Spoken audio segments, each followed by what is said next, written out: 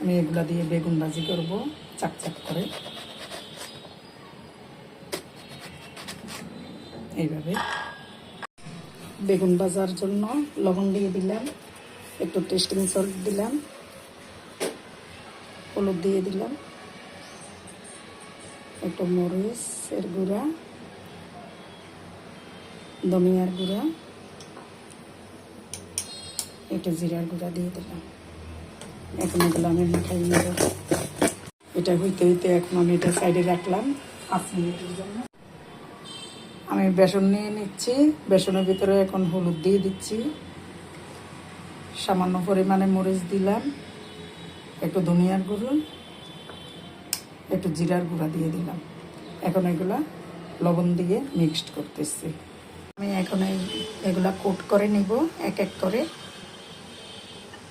এভাবে নিলে মুচমুচে থাকে, তেল কম টানে। এইভাবে করে আমি একটা করে সবগুলো ইয়ে করে নেব। চেপে চেপে এগুলো পানিটা সরাই দিচ্ছি। এভাবে সবগুলো রাখবো।